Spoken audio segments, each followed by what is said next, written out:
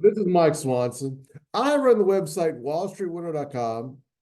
And today I want to talk about the Fed fund futures, interest rates, and the Federal Reserve and the stock market, because there's a lot of people worried about what the Federal Reserve is going to do at their next meeting, which is tomorrow. Usually I've been doing these videos right after the Federal Reserve FOMC decision and give my reaction and commentary about that. But there's a lot more people worried about what's going to happen at the meeting than I think they should be before it happens. And I want to make an argument that the actual changes to the policy that they may make are really not important at all when you look at the big picture, because the Federal Reserve has already sort of leaked out what it sees going on with the economy and the stock market, what it wants to do. And that's really what's important. And what people have been focusing on are very, I'll use the Fed speak, transient events, such as the monthly change to the policy statement, or are the Federal Reserve officials going to predict 2 interest rate cuts this year or 3 interest rate cuts? And will the market just collapse if they, do 2 instead of 3 and all this kind of stuff? In reality, that 2 or 3 doesn't even mean anything when you understand the overall stance of where the Fed's at. And then you don't have to worry so much about what the Fed fund futures are saying. And in fact, I'm going to go and show you that I think the way people have been treating them is incorrect. They've been treating the Fed fund futures as if they're predictions of what the Fed's going to do, and then suggest you should buy or sell stocks accordingly. And the way they're set up right now isn't really predictive, but they're saying something else, which has huge ramifications for the markets, for the stock market, for gold, silver, commodities, and so forth. And when you understand that, then you don't have to worry and you kind of know what to do. So let's get right into it. So I got to share my screen here and press the right button to do that. Here we go. So this is today's Wall Street Journal. And there's this article right here. The Fed is playing a waiting game on rate cuts. The rules are starting to change. Now, that's the term, that's the way they're trying to sum up the situation. Now, I'm not going to click to the article because it's in a paywall, and I don't think I'm supposed to share it like that. I've read it, and I want to just kind of give you a couple observations I took away from reading it. I'll link to it in the video. If you subscribe to the Wall Street Journal, you can read it.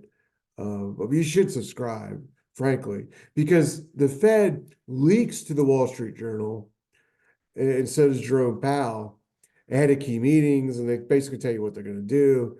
And they do the same thing with Steve Leisman of CNBC. So you can often read their stuff and know what's going to happen all ahead of time. Now they're not telling you whether they're going to change to 2 or 3 here, but they're saying something more important, and that's how they're viewing the situation. And when we came into this year, the Fed fund futures, which traders buy and sell and kind of project where interest rates are going, they were suggesting that the Fed would be cutting 4 or 5 times, and starting in March even. And of course, that hasn't happened, right? January came, inflation did not go away. It still hasn't gone away. And the interest rate cuts that were projected in January by the Fed fund futures got pushed out. First pushed out to May, then pushed out to possibly June and July, and they could get pushed out again in the future. And that's what's scaring the short-term traders. You only focus on the daily gyrations of the market. But does it matter if the Dow goes down 200 points on Wednesday after the Fed makes a decision, then goes back up? I would say matters not at all, unless you're, buying short-term hourly options or doing some wild leverage trades, which you shouldn't be doing anyway. Because what the Wall Street Journal article reveals is their overall view of where things are. And the reality is the Federal Reserve actually does want to lower rates. I've made the argument that it shouldn't lower rates because as things stand now, there's absolutely no sign of recession at all. There's no, and that's, why should the Fed cut rates? If there's a recession, is why. And there's no sign of one. There's no sign of real economic weakness in the economy. The stock market is traded at new all-time highs. And you've seen speculative assets such as Bitcoin skyrocket, which suggests to me a extremely frothy market. The Fed should be holding its rate cuts to recessionary periods, or at least when the stock market has a significant decline, not thinking about lowering rates when the market's at all-time highs. To do so risks setting up a situation that they created in 1999 when stock markets went into a bubble.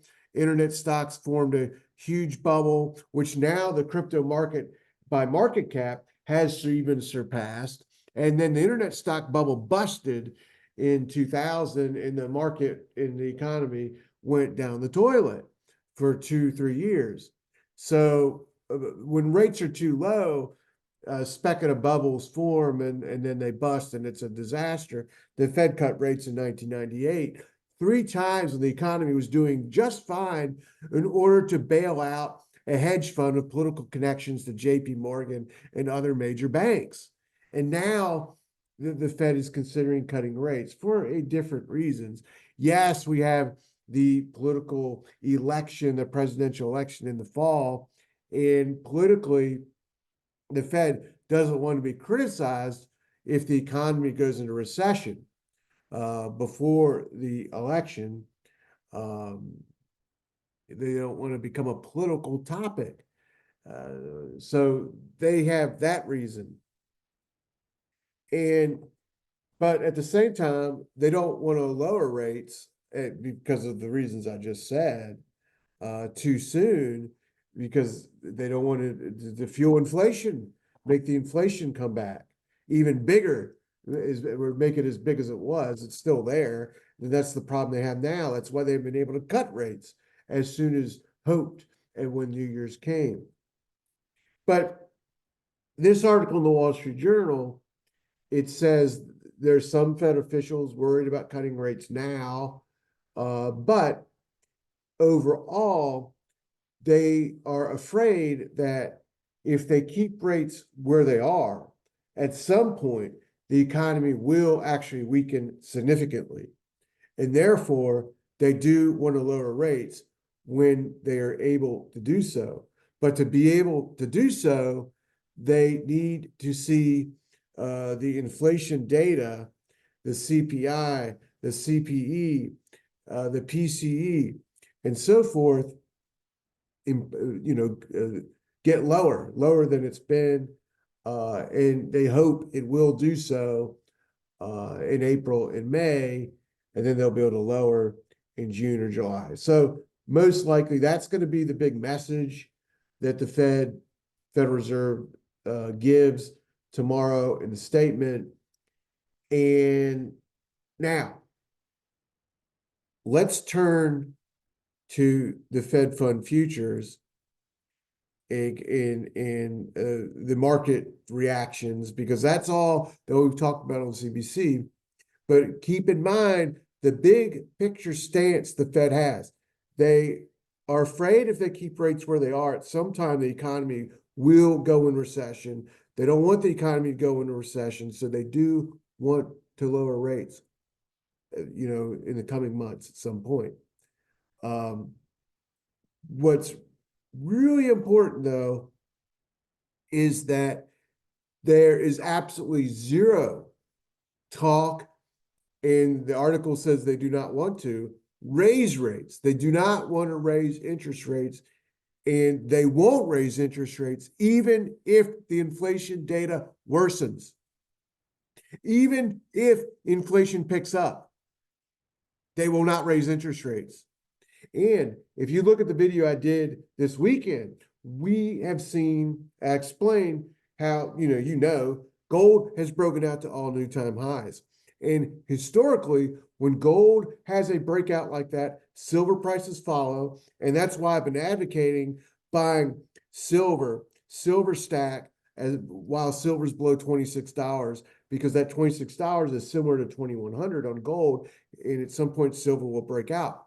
But historically, when gold breaks out, other commodities follow. And now cocoa prices are soaring. The CRB index is also ticking up to a potential to its long-term, like year and a half of resistance. So commodities are in a position where they could easily start to rally this spring. That's not good for inflation. That's just the way it is. But if we look at the Fed fund futures, what everyone has been focused on is, here's the March Fed fund futures. And what this is where the traders are betting interest rates will be. March is the next meeting after tomorrow's meeting. And they're saying 99% chance that interest rates will not be changed in March. So look, they're not going to change tomorrow. They're not going to change in March. Nothing is happening. So the only thing the media can focus on when they report on it is what there's their predictions, 2 or 3 rates cuts when they can cut. But honestly, the Fed doesn't know how many interest rate cuts they'll make, because if there's a real slowdown or recession, they could cut more than 3. If there isn't, then they'll just cut 2. And if there is a recession, that's bad for the stock market. If there isn't, that's better for the stock market. So really, it's kind of immaterial to worry about whether there's 2 or 3 cuts coming, when the reality, but everyone is focused on that. And here is May, no change in May. So nothing's going to happen in May either. And in June, there is a 36% chance they won't do anything then either. And in July, there's a 21% chance they won't do anything. Now, here's the thing. In March, this was like in January, when I was looking at the March number here, it was like 60% they'd be cutting.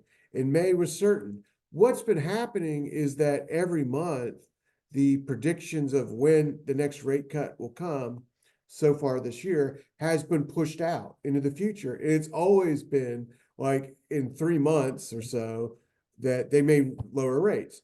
And when they don't, it gets pushed out again and again and again. And at some point, they will lower rates.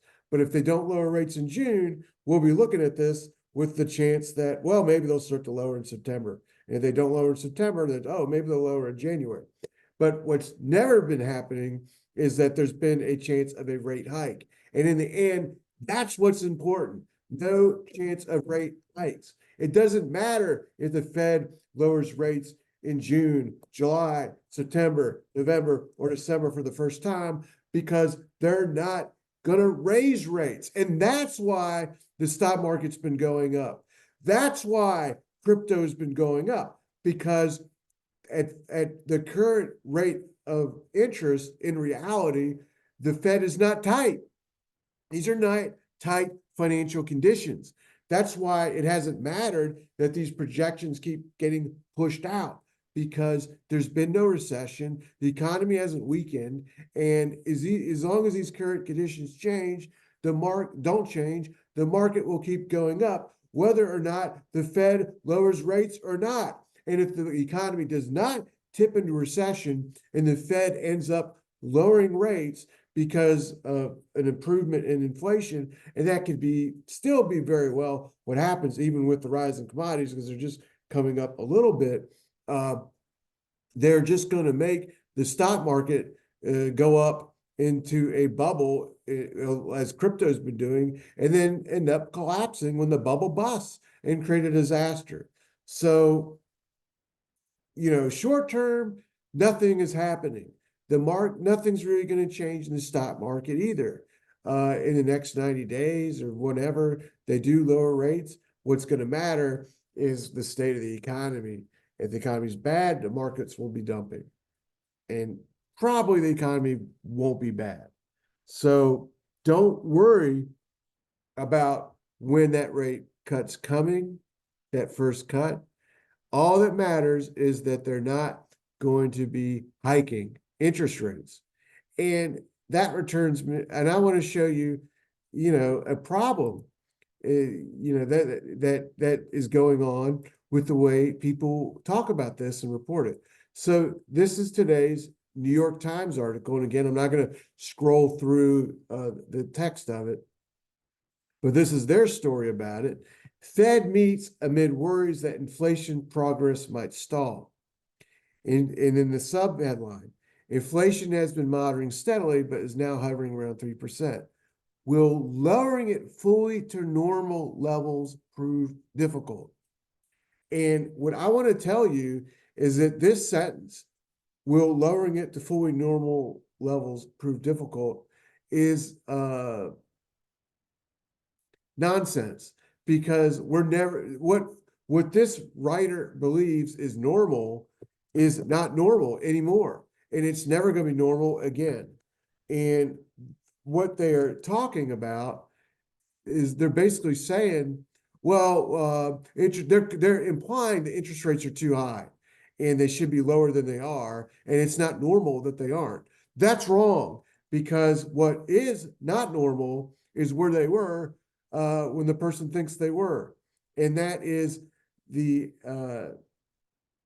years after 2008 when interest rates went to zero. That wasn't normal, and we're not going back to that ever again. We just aren't, and that's why we're in a different, complete macro environment.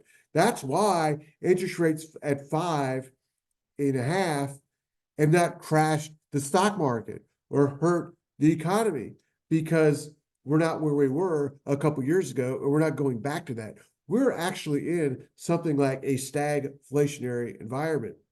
That's why, it's tough for people to live.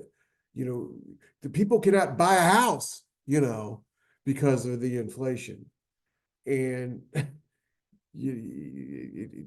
it's just the way it is. So don't worry so much about what happens at tomorrow's Fed meeting.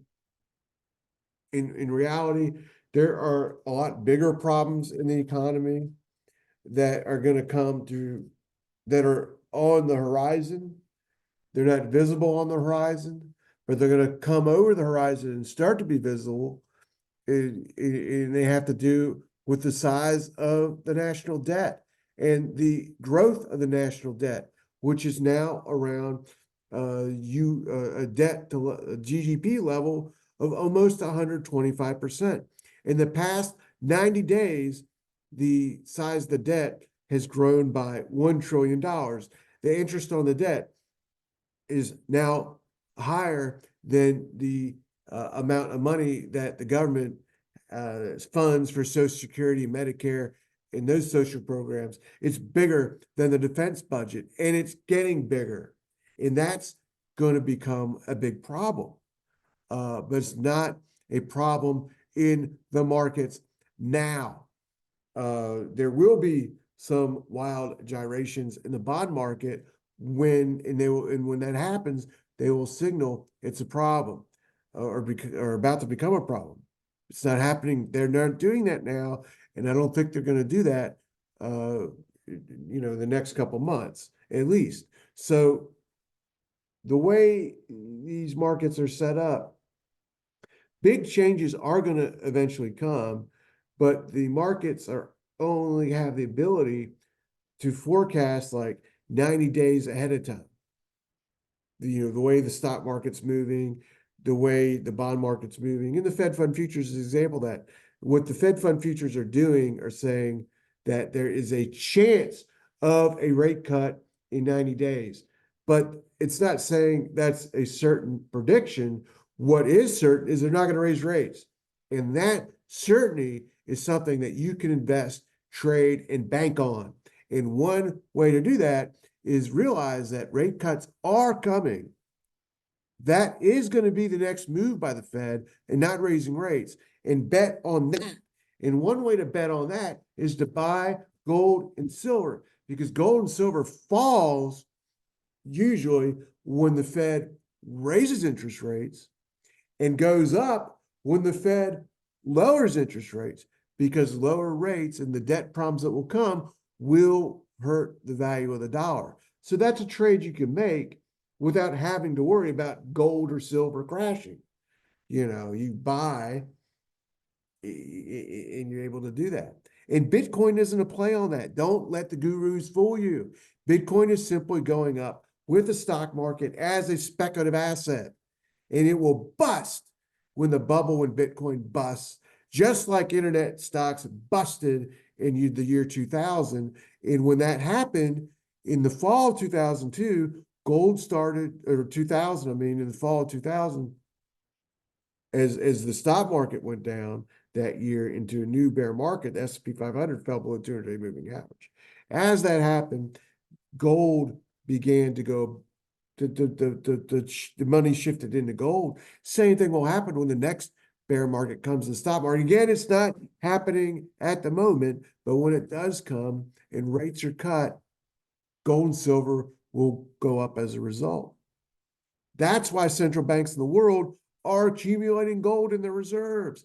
That's why silver stacking makes all the sense in the world. So those are my thoughts I wanted to share with you ahead of the Wednesday Federal Reserve meeting. Don't worry about the meeting. Think about the future and the fact that interest rate hikes are not coming. Think about what you know for sure and bet on that, not gambling on what is, I'm not going to gamble on Fed fund futures and whether a rate cut's coming in May, June, or July. I'm betting on what I think is a more certain outcome or payoff.